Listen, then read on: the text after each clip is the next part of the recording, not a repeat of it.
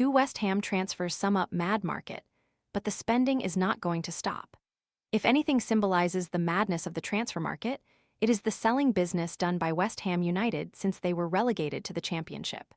They have sold Mateus Fernandes to Spurs for £85 million, and just when you thought the silly money was confined to Premier League purchasers, along come Al-Hilal with £55 million for Crysencio Summerville, it seems.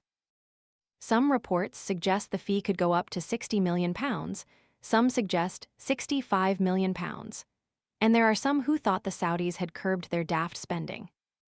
Tired of messy watermelon prep? The crisp taste 2-in-1 watermelon cutter slices neat cubes quickly, then switches to a retractable fork for easy serving with less mess. Want to check today's Amazon deal? Scan the QR code now or visit grabdeal.us/3 before it's gone. Seriously, Summerville is a nice player to watch, and at 24 at a nice age, but in the 2 seasons he had after joining West Ham from Leeds for £25 million, he made 50 Premier League appearances and scored the grand total of 6 Premier League goals. He produced 4 assists in those 50 appearances. He had a decent World Cup, scoring for the Netherlands against Japan and Sweden, but has been prone to long periods of low productivity. He started last season by going 16 Premier League matches without a goal and finished it by going 7 Premier League matches without a goal.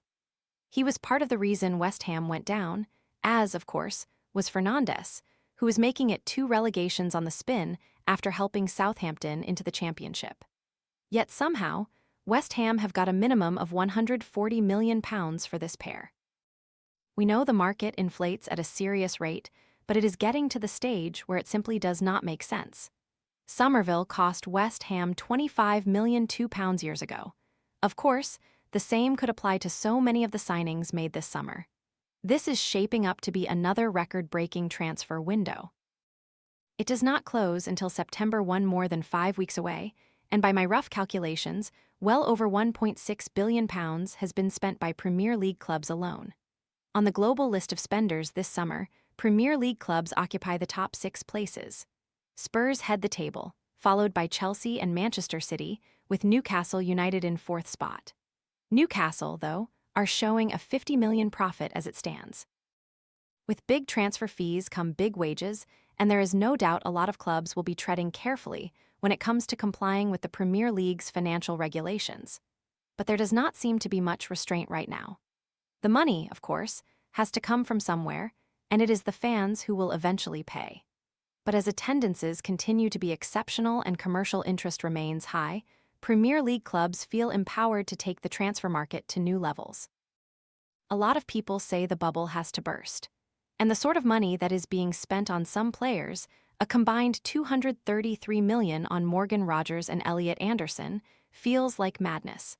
But there is no sign of it stopping, and it is hard to deny the market madness is a big part of what makes the Premier League so compelling.